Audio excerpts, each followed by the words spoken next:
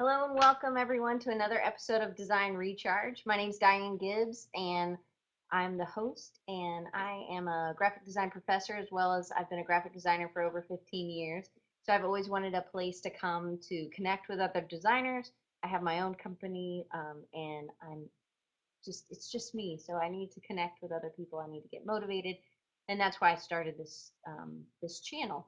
So you can come back. It's every week, pretty much every week at 2:30 Eastern time. There are a couple times when I have somebody from an international, and they don't want to stay up that late, so I do it at 11:30, and that's in 2 weeks. We'll have somebody when we're so be prepared. In 2 weeks, it's at 11:30 Eastern time. But today is all about moving to a new city and why people do this. I think this is great. I'm glad I did it. Azhar, good to see you. And we are joined today by Meaghan B, a regular guest on Design Recharge, as well as a new guest, Kaytalin Platt. She is one of my old students, and she has actually moved to New Jersey, and she has to go fairly quickly. So we're going to start our questionings with her. But again, Spreecast is very interactive. Feel free, write us some over in the chat or uh, underneath Kaytalin. Bless you, Meaghan. Underneath Kaytalin, there's a place to type submit questions. Feel free to do that, and we'll try to get to all those questions. And then, if you don't mind, just you can over there in the upper corner, you can uh, tweet it out. You can share it on Facebook, like it on Facebook. You can do whatever you want to do, and we that would help me. You could share it on Google Plus or whatever. But that's what we're doing today, and I really, really appreciate your time. And if this is your first time on a design recharge, I know that the people down underneath are old hats here, but if you're new, you're watching it recorded, feel free. It's every week. All right, so Kaytalin. I call her Kate because I messed up her name for many years until she finally told me how to say it. And but so you grew up in Mobile, correct? Mobile, Alabama. I No, actually up grew a up in little bit a north. yeah. I lived in a small town called Deer Park with about 400 people. I graduated with 30 people, and then I moved to Mobile to go to college. That's right. And And Deer then Park's after college, I moved to Philly. so it's not far from it's about an hour and a half maybe north of Mobile. Yeah, it's an hour and a half. Very small town. So now you live in what town? Now I live in Burlington, and I commute into Philly, in Burlington, New Jersey. All right. So huge change. What Yeah. made you want to go so far away? I mean, not only did you go out of the southeast, which Meaghan actually also wanted to go out of her area of the country as well, but but Kate, why New Jersey or why that area? Why Philly? Um, Originally when I knew I wanted to move. The opportunities in the South, I just weren't finding anything that I felt could take me to where I wanted to be. And New Jersey felt comfortable because I know people here, but also it's the center of two major cities. You have New York, that's an hour train ride from my house, and then you have Philly, that's a 40-minute train ride. So you've got major opportunities in this area. So that's the biggest reason I think I chose New Jersey. Cool. I think it's really nice to have a kind of core group if you can. I think it makes the transition a little easier. I know Meaghan did not have that, but she had something that you didn't have. You did not have a job when you moved. You can you I did tell us not. kind of your plan? You graduated in what year and then you spent a whole year and it was the plan was I think is what's so cool about your story. Yes. I graduated in 2011 and I spent the next year saving money. I did nothing. Absolutely, I had no life. I just worked. I worked side jobs. I worked my real job. I did freelance until I got enough money that I felt comfortable that I could survive on for 3 months. I gave myself 3 months to find a job. And so when I moved,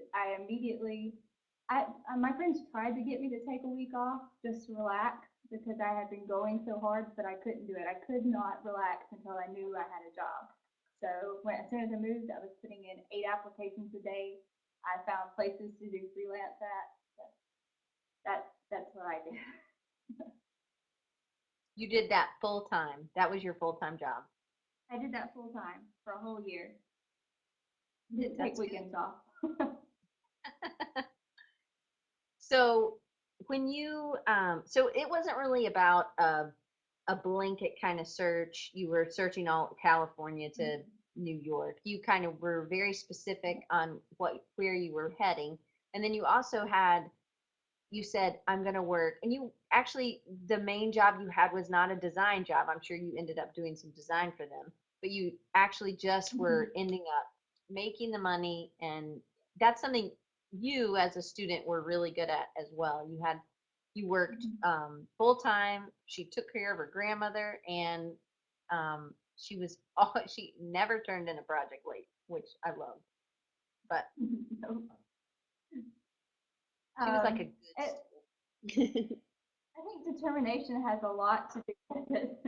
If you got to have a goal in life, and you can't get any. I just actually read a quote. You never score unless you have a goal. So you've got to have a set plan, and I had my set plan was to get to New Jersey by any means necessary. So I just worked as hard as I could to get there That's or get awesome. here. I'm here now. So what's your next goal? Because you got a job. How many weeks did it um, take you? it took me actually 2 months or a month and a half to get a job. I've actually worked for a whole month for Franklin Electronic Publishers as a freelancer, and they wanted me full time around the same time I got the job offer for where I'm working now. So it That's worked awesome. out that I had a backup in case my interviews didn't go well. Well, I think in this economy, and I think most of the people who are unemployed are recent graduates. I think that that's Megan and I were at a Mm-hmm. conference earlier in the year, and one of her colleagues shared a fact that it was, maybe unemployment's at 8%, but the unemployment for 22 to 28-year-olds was way higher. So I actually think a month and a half is pretty good. And I know you were That probably really working. I was putting literally I put 8 applications in a day. Um, I also uh, in New Jersey they have freelance kind of agents. You sign up with like Creative Group is something I signed up with, and basically they will go out and find you freelance gigs, but they keep a cut of your money. So if you're getting paid $24, you're making $21. So they're keeping a cut of your money, but at least it's a job. Right. And it gets you connections and networking. We actually had Greg Mm-hmm. Detter. He is one of the vice presidents. He was on and talked to us about interviews and stuff like that. That was another one we did back in November, I believe. So I totally agree. I think that's a great path for people. So even if you don't have a job, one employer, can you, as a tip, um, can you talk about for other people who are in your same situation? I know you were applying 8. How did you find the jobs? What were you what were you doing? Were you meeting with people? Did you go to AIGA events? How were you networking? Can you kind of give us some tips? Um, Networking was actually Behance. I had a portfolio of Behance, and that's where I got the freelance gig for Franklin Electronic Publishers. Um, and it was searching every single job site they have, even Craigslist. I was scooping to Craigslist, but actually they have a lot of good jobs on there. It's not as creepy as people think it is. So I was doing that, and I also have my friends and my roommates actually have a lot of graphic designers for friends, so they helped me find the right avenues. So that helps a whole lot having those connections. But That's the job that I currently have now, it was one of those resumes I had submitted out of the 8 that day, and so I got a big break off of that. so what I know you're also an illustrator. You actually are a great writer. She's actually written one book or two books. I've written a series of three. I'm currently still working on trying to get them published. I hadn't spent a whole year working so I could move. I haven't edited anything in a while. But she's a amazing illustrator, and we're not talking like a little book. She's written like some big books, so really amazing. But she's Use them for my consistently and constantly. I think the goal thing is really important, and you always have them and keep growing. But can you talk about some things that maybe helped you stand out? Was it being an illustrator? I know part of the answer, and um, I'm edging you to part of it, I guess. it, for for me, for standing to get this job, standing out was one my resume. My boss has told me this. He said your resume caught my eye because it was different. I had the I think you remember it was an owl illustration. It's actually on my Facebook page. So Okay. that's what he noticed to begin with. And another thing that helped was I the graphic design courses that we had in school, Dreamweaver, and you taught us a bit of coding. And I branched off of what you taught me instead of just assuming that there would be a coder to help out with the designs I was creating. I went about teaching myself more and learning Dreamweaver to the extent that was beyond what you showed us. And I turned out to be one of the only applicants that knew how to work Dreamweaver. And that's why I got the job. So that's So, something, another way to help um, other people who are in similar situations maybe stand out as well, is to actually get a little bit deeper into some of the technical aspects as well. I mean, you're still designing. You're even doing some print, I'm still, but oh you're yeah, I basically I'm taking the process of the website from beginning to end. I'm designing it and I'm coding it. And I think that's what a lot of companies are looking for now. So if you're thinking about web, do not think that they're going to hire a coder to go along with you. You're going to have to be both. That's just, and a lot has to do with the economy now, I think. They can't afford to hire both. Coders are extremely expensive. They want 70 to 80,000 a year, and they just can't afford both. So they want the whole package. yeah, they always have. They always want, everybody always wants you to do everything. But sometimes it's not, we just can't sometimes. But I agree. I Yeah. actually I code all my sites as well, so I'm all about getting those skills. And if you don't know, another thing Design Recharge is, it connects designers, but it also, we there's lots of great tips and things that we can pull out of this. But Linda, I know at Virginia Tech where Megan teaches, they require their students, or I believe they used to last year, require their students to have a subscription to lynda.com. Thank you, It's Megan. She knew actually what I was free going to say. now. Yeah, so, Virginia oh, Tech so bought a public license, or not public, but if you're a Virginia Tech student now, I'm not plugging Virginia Tech on purpose, but they get a free membership, so they don't even have the excuse of not buying the membership or paying the $20 a month now. But it's well, been that's great. really wonderful. And other people, if you're just trying to kind of do what Kaytalin did, was go and Yeah. yeah, DMO totally. But it's about $29 a month. And I honestly, if you were just doing that for 3 months, I believe it's completely Oh yeah. worth it. Um, and I actually have a subscription to lynda.com as well as totaltraining.com. I've learned a lot. That I taught myself web design. Um, and I think that those things are really really helpful. And I agree. I think I mean, I don't know if you're designing any JavaScript or coding anything like that, or PHP or anything like that. That was a little above what I was teaching. But I know how to use JavaScript, and I know to get somebody else to help me to do PHP. But that's about that's my thoughts at least. Um, how have you connected with other designers since you've been there? Because I know we only have you for like another minute. I have, I think social media has helped a whole lot. Facebook, I connect through the designers I met through friends, and then I connect branching off of that, connecting with their friends who are also designers. And there's this big pool of information um, with using Facebook and Twitter and things like that. It helps, I think, it helps you get to a level of connectivity that wasn't there many years ago. So it makes networking so much easier. So I'm gonna ask Megan this later, but Kate, would you do it again? I mean, I know that you're still living with your friends and I know you're working hard because Mm-hmm. last night she did a photo shoot and she got back at like I don't know 9 o'clock or something. But would you do it again so Mm-hmm. far as in your experience? Absolutely. I am happier than I have ever been actually. So I'm living exactly what I wanted to do. So there's no doubt about it. Yeah, it was worth the risk. I was either going to crash and burn or I was going to succeed, and I had no intentions of crashing. So That's you awesome. just got, if you want to do it, you can do it. You've just got to persevere and not give up.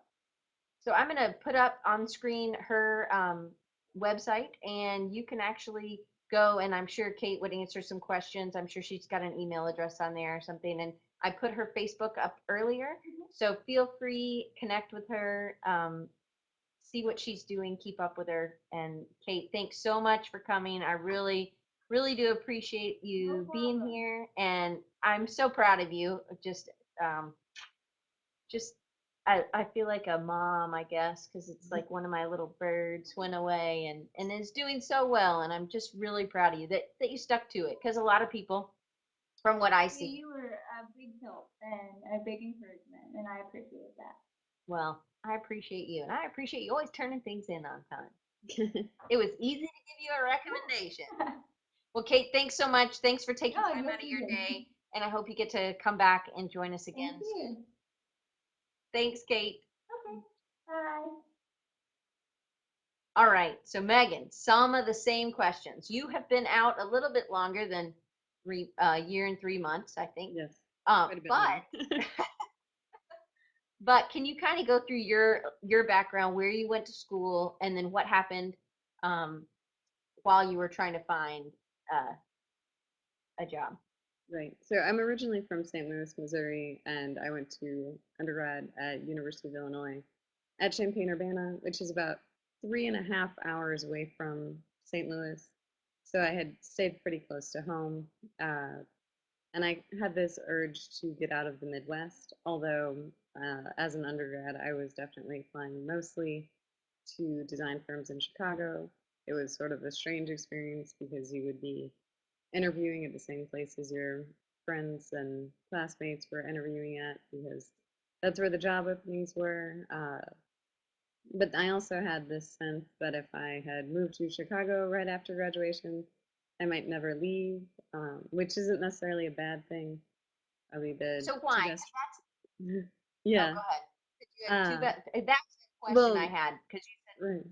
Chicago or New York. You really didn't want to live there because you were afraid you would never leave. And so why? Right. Partly because it might be one of those you get your perfect job, you have your friends there. Chicago, in particular, for me, I'd say 95% of my classmates ended up moving to Chicago after graduation. And pretty much, I think everyone I've kept in touch with is still in Chicago there. And they all seem to really love it, minus they complain about winter sometimes. But I had never lived outside of the Midwest, and I guess I had this itch to try it. And we'd sort of talked about how just on job posting sites, I had checked the little box that said willing to move. So I guess creativehotlist.com was one of the ones I had used at the time. Not saying that one's fabulous or anything, but it just happened to work. I'd had a personal website up and a resume on that site, and I got headhunted out of an architecture and design firm in Las Vegas. And I'd never been to Las Vegas in my entire life until I got a phone call from this firm. We did a phone interview. They asked for a few more samples of work, and then I flew out for an interview. And I think I started work about 3 weeks later there. So from there, I guess the rest of the summary of my life is I stayed there for just under 5 years, and then I went to graduate school in Richmond, where I also didn't know anyone. Both times, though, I guess I had the safety net of something to go to. And then Mhm. after graduate school, I was offered a job at Virginia Tech, which is where I still am today. And on the final move, I brought who is now my fiance with me, but the other two were on my own. So, So I don't know if you know this, but well, I know you know this, but maybe they don't. I live in Mobile, Alabama, and I'm also a professor. Megan and I actually went to the same grad school, not at the same time, but we both went to VCU, Virginia Commonwealth University in Richmond. I actually moved from. I went to Auburn. I grew up in Atlanta. That's why I sound like this. My parents sound like Kaytalin. So my I went to Auburn, which is they were SEC champs and national champs like 3 years ago. Now we're like a high school team, but we're gonna get back. yeah, we have that Anyway, problem. not about football. Yeah. So yeah, War Eagle, Meredith. So I went, and it's about 2 hours outside of Atlanta, and then I moved from there to Denver, and I was going to move. My best friend and I were going to move, and we had gone to Auburn together, or I met her when I was there, and we were both in graphic design. So we actually moved there together, and that was a really, to me, it was, I needed that extra. I think it would have been very difficult to be in a new city and not know anybody. I ended up having a really close friends move to Denver right after we did, and then another friend moved about 6 months a year later, and that helped. But I one thing I think Megan talked about, we talked about earlier, was it takes a little bit of time. Like, I am very glad that Kate is doing so well, but 3 months, a lot of people at 3 months still are kind of lonely. Yeah. It's that's a hard part. Like, for me, it was a whole year. I think, Megan, how long would you say it took you to really feel like you had a fit? Yeah, I would say that it was kind of that 3 to 6 month mark where you start meeting people and they become more of a friend. And although there's still kind of that level of everyone that is your friend, and I somewhat even are, I'm having that here at Virginia Tech, is the you don't have the old friends. You don't have the ones that will probably have too much dirt on you or anything of that nature. But at least you, at that 3 month mark, have someone that you could go grab lunch with or go out for a drink and that sort of thing, which is a big difference. And one thing that I'm not sure I really thought about before moving to Las Vegas, but I think I was more ready for when I went to graduate school, was that whole give it a little bit of time. It's going to be rough for a few months. Just know that it's not going to be rough like that forever. Uh, Right. Especially if you're moving to a larger city, there's just so many people. Um, So would you do it if you Actually, were that? Pardon? oh, they made a joke about just hit the Keno tables. I made a rule for myself when I moved to Las Vegas that I couldn't gamble for 3 months because I'd never been somewhere where there was gambling everywhere. And I wasn't sure if I was going to have a problem with it. And I don't. Partly because I have terrible gambling luck. uh, Harsh. But um, so it ended up all working out. But yeah, and Las Vegas is also a strange exception of a city. One of those you can go to the movies and there's gambling leading up to the line at the movies. So, or you go in to get gas and there's gambling in the gas station. So I just wanted to make sure I wasn't going to establish anything terrible. Well, if you had to do it again, would you go back to Las Vegas? Would you do that whole time of your life again? Right. Well, I think we sort of talked about this before. I said I have to say yes, I'd do it all over again because there's so many things in my life that wouldn't be how they are. I would never have met my fiance. I probably wouldn't have ended up at VCU for graduate school, and then I wouldn't have my job. And where I'm at right now, I'm very happy in my life, and I think that the choices I made earlier lead up to them. Also, as far as when I had gone to Las Vegas, it was at the time the fastest growing city in the country. I think 5,000 to 10,000 a month were moving there. And around the time I was leaving, it had gone through a huge economic crisis. Yeah, has been a rough few years. So lots of friends having to, their house was going through foreclosure, and I was living with a girl who uh, worked at the same firm as me, and she was let go. I'd say I think the department that I was in went from 100 people down to 30 something. So literally most of my friends were let go from the company, and it was a strange experience to be going through that. Um, and so I don't know if that's really the typical experience everyone gets, but the longer term result of living in a city where people were forced to spread out is that I ended up with contacts at all these different design firms because they had to find new jobs. And a lot of them ended up going to other cities. And it's actually sort of wonderful now since I left Las Vegas anyway, that a few friends went back to New York or things of that nature that worked out well. And as far as doing consulting as a professor of practice, you're supposed to keep doing work on the side. It works out well because you have contacts at these different firms and they might all be looking for small jobs. Right, totally. I think, I was talking, Nikki Villa Gomez, she was on a few weeks ago. She had she did a thing all about her. She does this found type. She takes pictures of it, and it's just amazing and how culture relates back to type. But she and I were talking this weekend, and she said, it's like I knew somebody or whatever. And I said, I tell my students that design Oh is yeah. very incestuous. Oh, There's incredibly. not, I don't, it's, there's not the great jobs aren't in the newspaper or on Craigslist or even on AIGA sometimes or Creative Hot List. They're not there sometimes. A lot of times these jobs are, hey, we're going to be looking for someone or we're looking for somebody, and it's just people and then I always the way I got my job, the way I know people get jobs was they would just come and say, hey, can I show you my book? Right. And we weren't hiring.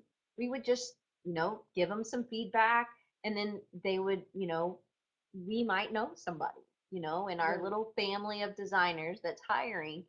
And and I still believe it works this way. I believe that we trust our friends, that they know what kind of designers we are and what kind of work we do and who we're looking for. And therefore, we can say, you know what, if you see anything or if you hear of anything, just could you let me know?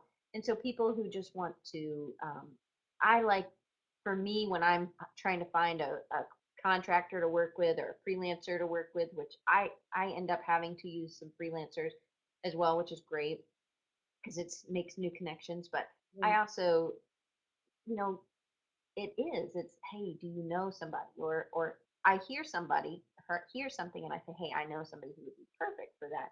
And it's just about this kind of network of people, and you need, if you're a student, you need to be using this network. If you're a professional, I have a friend who she was a full-time designer, had her own firm, then she had kids, and now she's kind of like tinkering back into being more full-time.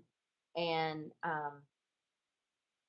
anyway, I think that Ben just texted me in Facebook, so I hear ding, and I'm like, okay, Ben who works with Megan. Oh, he's Anyway, probably um, upstairs. yeah, hang on the ceiling for me. Um, anyway, but I think that people need to know this is still the way it works. Just network, connect with Oh people. yeah. And I know that this is one reason I love Spreecast so much is that you get face to face. It's so much easier to say no in an email. No, Oh I yeah. can't. I can't. I don't have time. But to me, if you're connecting, and I liked Skype before I understood what Spreecast was, and once I saw this, I feel like a DMO comes almost every week. I have no idea what his name is. I don't know if it is DMO, but it's like I know kind of where he's coming from, and what he comes. I know what his personality is. If he came on camera, I definitely Megan, me and you had not met, except I think maybe once at CCAC, and then I feel like I've gotten to know you better Oh through yeah. this. So if you can, I whatever you can do to connect with people. And I definitely think connecting on a personal level by face to face, if you can do this, I've even told people they should do this for interviews. Mhm. At the creative group, I said, they do Skype interviews. I was like, well, why don't you do it on Spreecast? Because then you could have it recorded. You could go back, you could show it to people.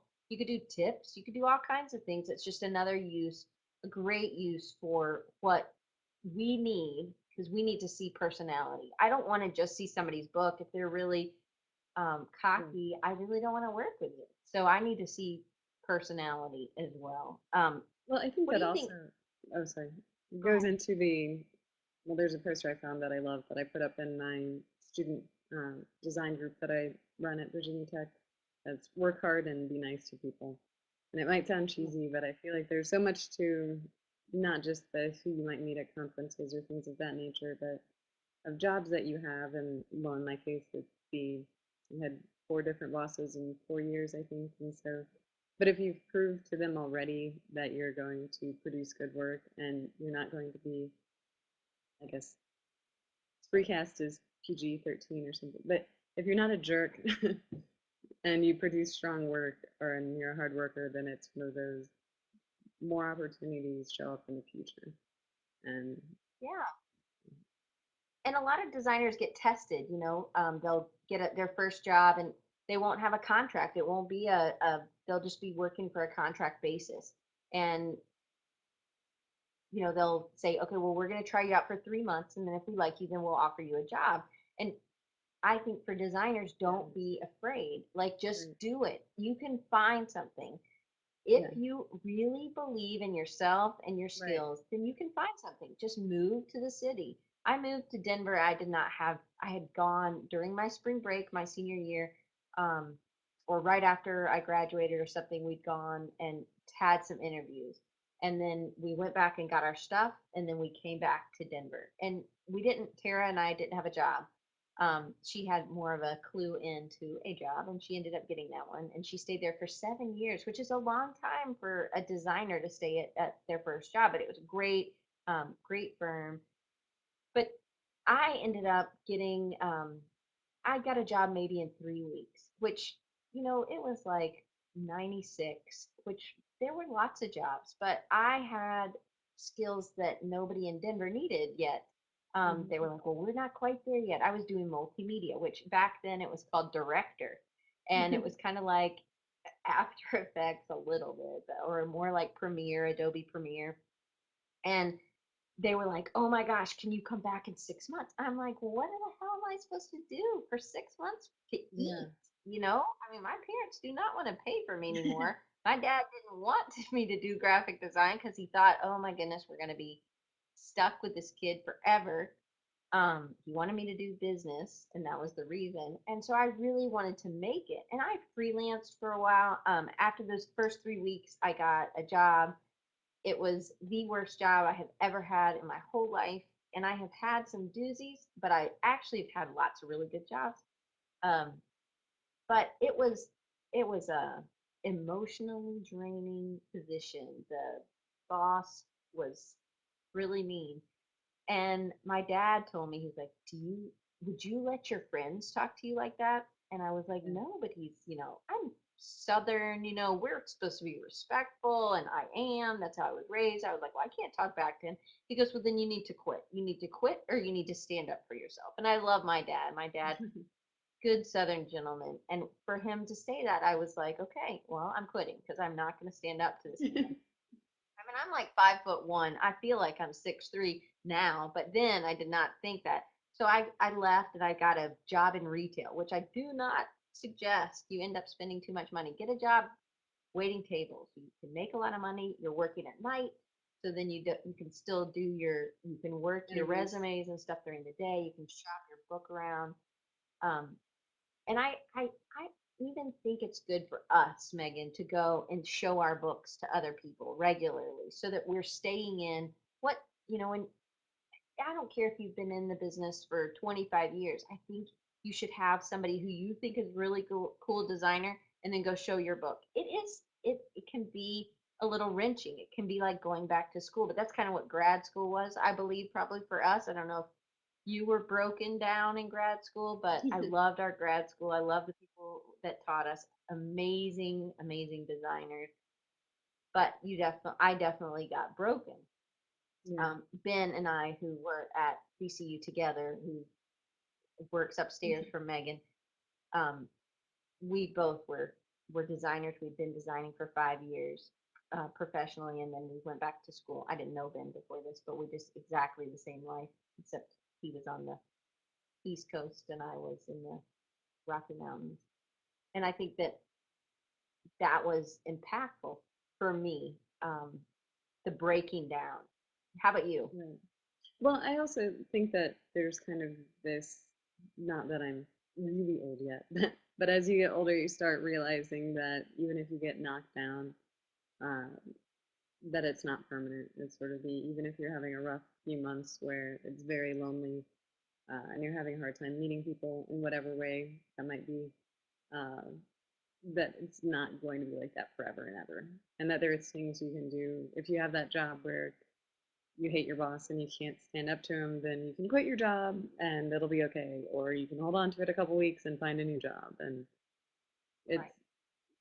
the, I guess, not just so much going through the experience of having hit low points, but also the knowing that you can get up and start all over. And I think one of the whole points, and I don't know if that was your point to having this session, but my biggest thing that I think I got out of the having moved to a new city and started over with, granted, I had a job, but really nothing else. And that whole you've never Craigslisted an apartment you've never seen before and then showed up and wondered what it looked like in real life kind of experiences that if you've done it once, you can do it again, even if it's 20 years from now. And hopefully, I'm not going to get to that point, but it is kind of nice to be able to play the worst case scenario game and know that it would still be okay.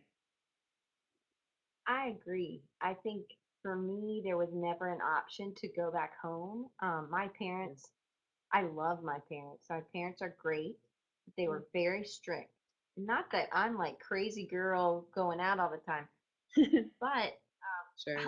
I had a curfew of 12 o'clock, even if I was 30 years old. If I came to their house, it was 12 o'clock or something like that.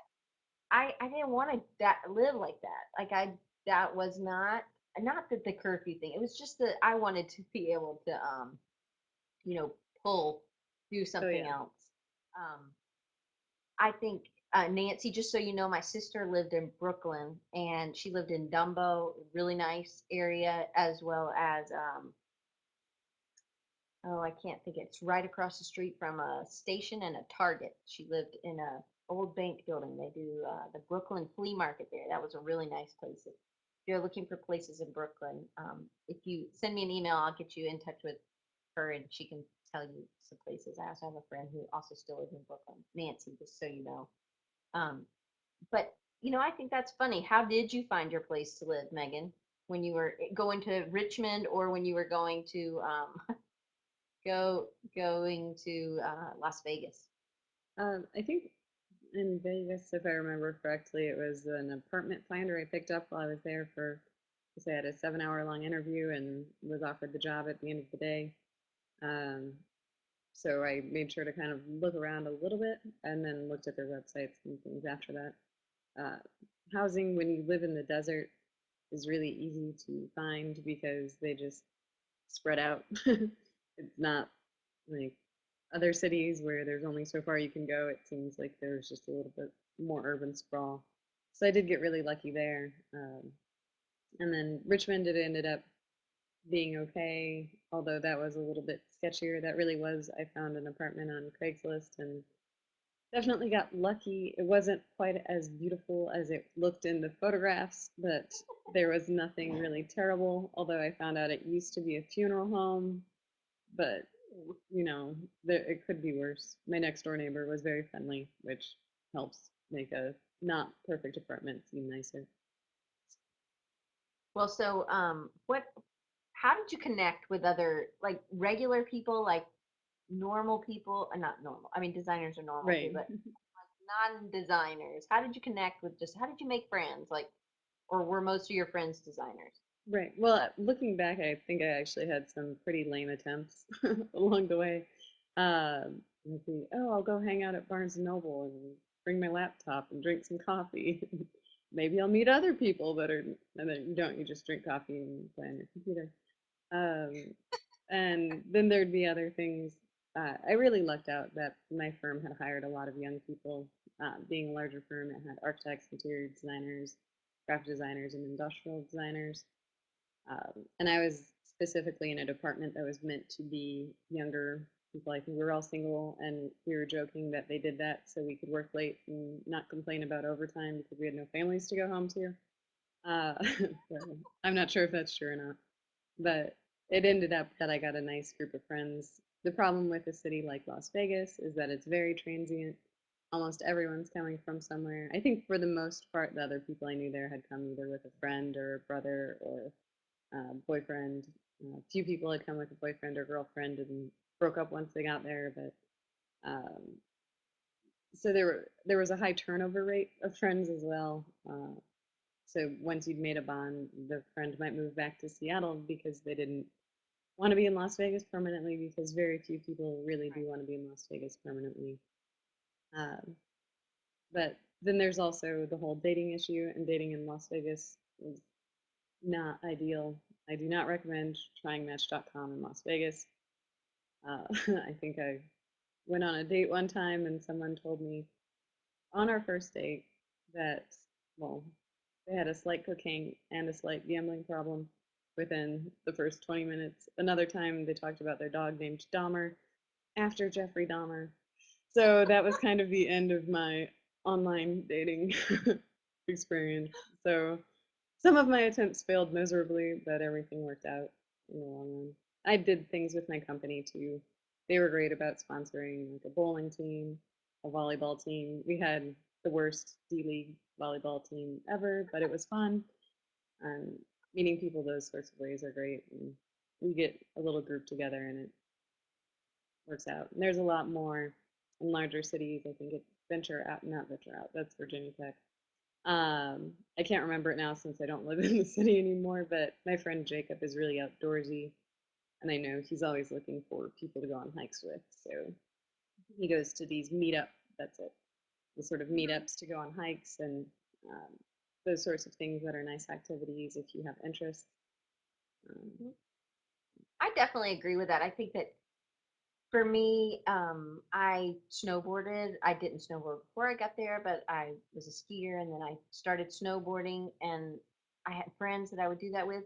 And I had always loved to dance. And so there was a big club that did swing dancing. And so all the people that I did know that went to Auburn that had moved out there, we all would go swing dancing on like Wednesday nights and then maybe we would go on Friday or Saturday or something, and mm, that was really neat because I met some other people doing that. I just say try new things. This is just a curious question.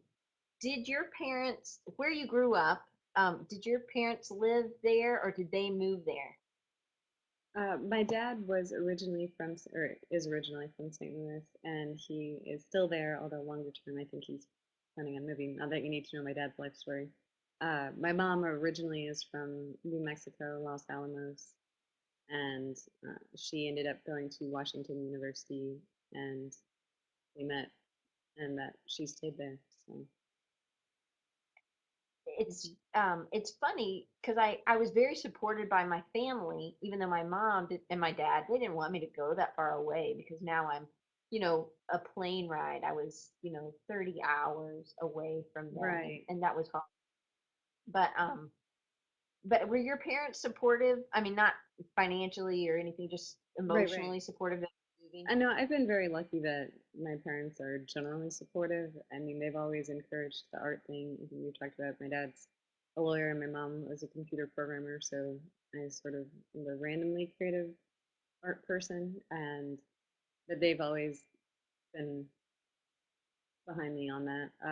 And as far as moving to Las Vegas, I think there were maybe a little bit of the oh my daughter's moving to Las Vegas, but uh, I mean I remember my dad and stepmom being very proud that oh she got a job, we don't have to worry about Yeah. that and can brag to our. I guess my parents are braggers, but and my mom was supportive as well and had actually, you know, kept me company in the car ride, and we didn't kill each other in the car ride out there. So, Yeah. um, but overall, I think after some time there was the, are you sure you want to stay in Las Vegas? Because Right. planning on being somewhere 1 to 3 years can easily turn into 3 to 5. It's just one of those. Once you get settled, you like it there, and then you're comfortable. You have friends, relationships. And Yeah. you want to keep killing all your relationships by moving across the country. So how long were you in Vegas? Yes, just over 4 years. But and then if you count, I went back to do some consulting when I had summers for graduate school. So because I I did kept the good same. connections with people. I did the same thing. I ended up going back to my second old job or something. I mean, it's funny. We're like twins too, but you're beautiful and I'm not. Oh, But shut up. anyway, Or PG-13 that's language. right. That's right. I loved Denver. I I didn't want to leave, but I believe in I have a big faith. I believe that things happen for a reason, and um, my sister's older. She's 4 years older. She doesn't look it, but she is. I like to make sure people know she's my older sister. Um, she would say to me, well, aren't you going to go to, don't you want to be a professor? And I'd be like, yeah, yeah, but I'm really having fun here. You know, it was Right. fun. I had gone over that hump and I had made a life. But I had gotten a job in, I can't remember, March, say, and I had left a job that I was at for like 2.5 years, 3 years. And I mean, it was a startup. It was great. And I love that company. It was a magazine. And, it was a really big family. So it was big for me to leave that company, but I really wanted to try something different. I wanted to have a little bit more responsibility. And um, so I got that job. And then, like 2 weeks after I start, my boss, who I also loved that boss, Teresa, she said, do you still have any options for applications? I'm like, oh my gosh, have I messed up? It's like I've only been here 2 weeks. I'm like, I did not know that I was that bad. And of course she's like, no, no, they're thinking of closing the marketing department. And I had Oh gone to a no. corporation. I know. Right. But this is my sister. She's like, I told you, you need to go to grad school. And I'm like, okay. So I started applying, because you apply, VCU, they didn't ask you to take the GRE, but I did take it. They look at the one thing that nobody else looks at, which I scored amazingly, almost perfect on, but no, it's not like English or math. It's the other thing. It's like the games one. I did real good at the games, which is about creative skills or whatever. Other companies don't look at that at all. Their schools, but what happened was it was just perfect timing. I actually think I might have been there a whole year. It was like March to the following August, not the same year, but the next year. And it just ended up that they did not close the marketing department. They didn't even close it for at least like another 9 months to a year, but it just happened. And VC was my top school. That was the one I really wanted to go to if I got in, and if I Yeah. got a free ride, and I did, and it was just I believe that was not my doing. I believe that that was a God thing, or a higher power, or whatever you people call it. I call it God. Um, but that's what I thought, and for me, it would have had to take that, losing that job to make me go, or the Right. fear of losing that job to make me even apply for grad school. And now like you, I'm very happy where I am teaching. It can be very unrewarding to be a teacher. Um, they think of us as the enemy, I think, lots of times. But that's why another reason I do this, and another reason I like being a designer. Um, because I like that. I like to present something to a client, and they're like, "Oh my gosh, I love that!" I need Right. that reinforcement, and I think that you don't really get that as a teacher so much. Maybe later, like Kate gave Mhm. me great Right. stuff today, but um, but I think that that's one of the things I need, and that's why I also am very big in practice. I know Megan, you do a ton, and so do I as well. Um, I know we only have like 10 more minutes, but I'm trying to make sure I'm covering everything that's in the chat too. You Yeah, know, well, go ahead. yeah, I do think that there's something to be said for when you get comfortable, it's really hard to have that same motivation to do what it is you set out to do. And there's also certain life choices that, not to get all feminist or anything, but as a woman, I think that you sort of run into because uh, a lot of my friends, and when you're in your late 20s, they're kind of deciding, okay, I want to get married or I want to have kids. And I was saying, I want to go to graduate school. So there's a little bit of a difference. Like that's your child for the moment, and then putting your career first, or those sorts of things that can be a little bit strange. And I mean, the fact that I did leave a relationship, although we kept it up through graduate school, um, but 2,000 miles is a really long way to go. I know there's longer distances, but it's hard. That's still, yeah. And those sorts of things. But there are those moments where it seems like the stars align, and I might not call it anything, but it does feel like I had that same. I was like, that's a different conversation. But the things really fell in place for me, and I think I'd really gotten my act together to apply to graduate schools. I'd been in a different relationship. I sort of like, well, if I leave, then it's gonna be over. So even knowing when I got back together with who's now fiance guy, working out well, I told him I'm leaving in a year. I don't care what's going on with us. I'm going to graduate school, and you have to just do it. And if things are too happy, it's really hard to stick by doing the. I know I want to become a professor. I know I want to do these things, Right. but if you're having fun on weekends and your job's okay and everything else in your life is great, it's really hard to remember that. But I would say I'm really good at using my dissatisfaction to move me forward. So on the times, my job at certain times was excellent. You'd have great projects, interesting people, and other times it was terrible. Um, but during those terrible moments, to really motivate yourself at night to get your act together. So. So, a couple last questions. Any advice on making a life work in a new city? Mm. I mean, I do think you have to be motivated to have done it in the first place. Uh, some of my friends that I've talked to have the why you're going to be moving. Is it because you weren't happy where you were before, or is it because you really want to be going there for something more? And the student you had on earlier really talked a lot to that kind of planning ahead. I think you do have to have something together. It doesn't have to be a job or anything like that, but my friend Owen, who worked at the architecture and design firm, sort of sat, you know, right behind me for 3 of the years I was there. He lived in a tiny apartment, had a beanbag chair, and I think a guitar or something. And that was it for his apartment, and it was in a terrible neighborhood. He was making much better money than I was, so I wasn't sure why he was doing this.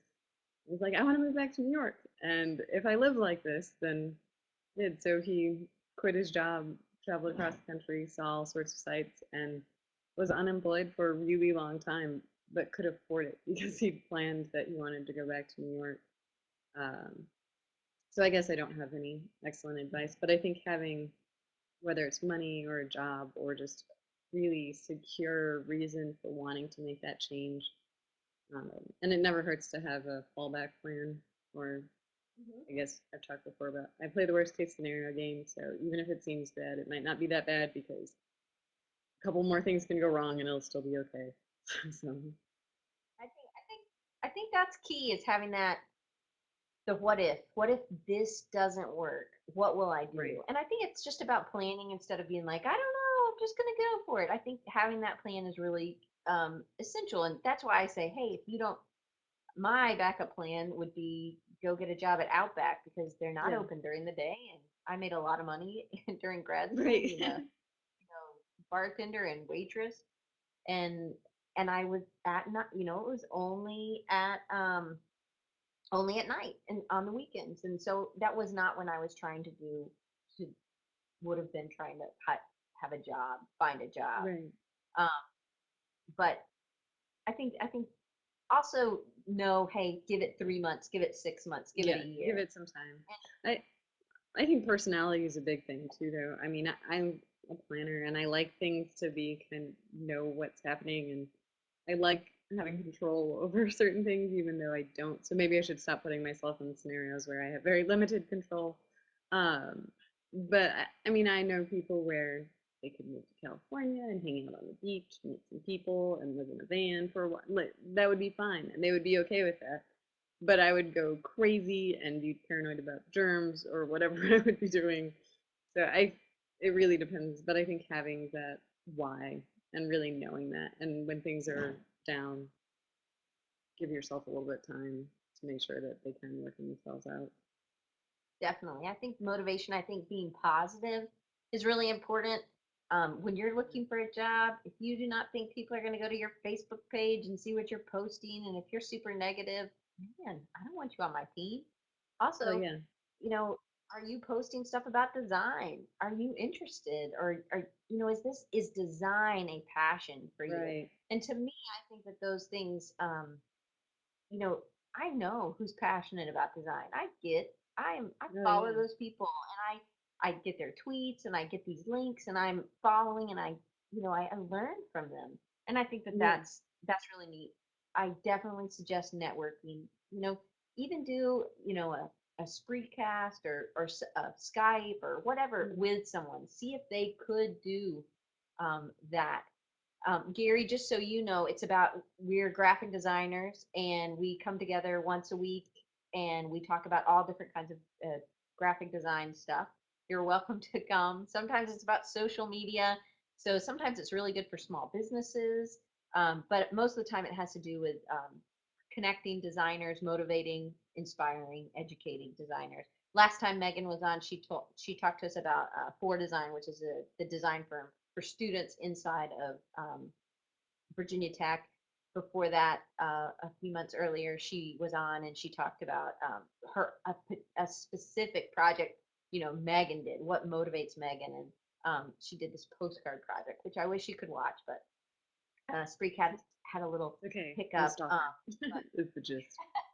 No, I love Megan. She has some great stuff, but I am sticking with Spreecast. I really believe in it, and we'll just be recording, and they have all these things in place now, so that they won't lose anything. So, but that's what we do Yeah. here, and I'm happy to answer any kinds of questions. I know we only have a little bit of time left, but I'm gonna just plug this a little bit, and then I'll ask Megan one more question. Um, I am working to get 1,000 likes by July. That's my goal now. And I'm at like 211.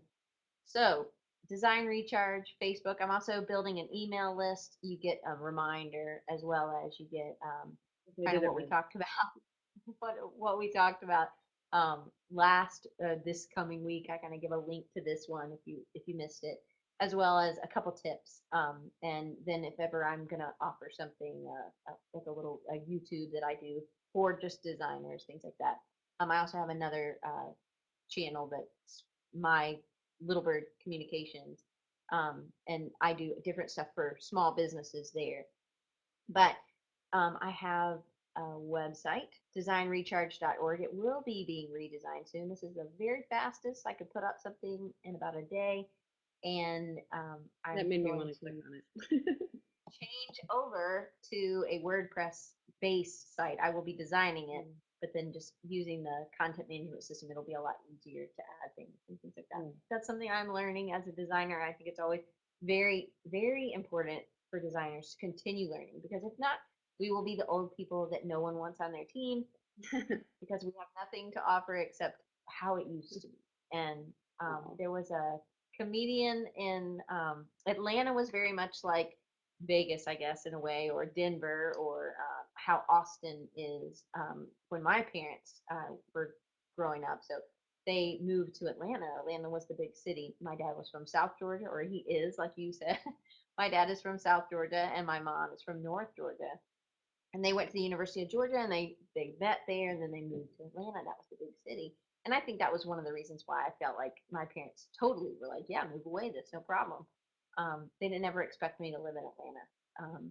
But I think for wherever you are, just try, just go, be Yeah. positive, find a core group of people. They could be designers, they might not be designers, but people who will support you and believe in you. And I think that that is really key is for any job, and just keep looking. Don't get discouraged. So many people out there don't have jobs, but keep looking. Then you're not knocking on that right door. Then try a different area. I know I go to Drew Learson. He just left, but he has a spreecast later this afternoon. It's called State of Social Media, and if he was here, he would pop it up. But you can do a search on the main spreecast page. It's at 5 p.m. I go to this one. He does one on Mondays and on there he's back. Drew, if you could pop in your, I was just plugging your show, but it's stuff I learn. I learn every week. This week, I don't remember what the thing is, the Wednesday, but it's more technical on Wednesday and it's more fun on Monday. But it's all about social media. So staying up on different things. If social media isn't your thing, then learn about WordPress or learn about responsive design or, you know, um, UX design or whatever. But stay up on those things. I really do believe that's how we continue to grow and we continue to be able to offer our clients even more options, I guess. But now I'm a minute over, but I had one more question. Um, what do you love about the experience of having moved not only to Las Vegas, but also to Richmond and Blacksburg in a way? What do you love about just the experience of changing places? Yeah. But I mean, there was that part of me that had just wanted to move somewhere else, and maybe it's the knowing that I could do it, and there is that. I guess it's a nice fallback to know that you can start over. I met a nice variety of people, and I mean, even just seeing different types of people in different environments. There's a very different mentality of the Midwest and the seasons versus the fast-paced, superficial Las Vegas, a desert, and miss kind of the warm weather all the time. But Blacksburg hasn't been too harsh yet. Uh, but it really is about the getting new experiences and getting to sort of being open to those opportunities as well. And I have been lucky. I mean, there's the randomly getting to go to Antarctica and moving to Vegas and moving back to this coast is it just all worked out. I guess I'm happy with where I am now, so that makes sense. Well, I think that's great. Well, I hope everybody joins us next week. Next week we have Doug Bratton. He went to Auburn with me, War Eagle, Meredith, and Doug. Meredith's down there. She also went to Auburn, not with me, but she went there.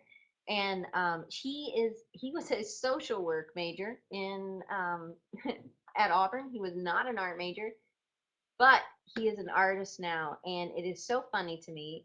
But he uses that. It's if you don't know, it's pop culture shock therapy. Doug Bratton.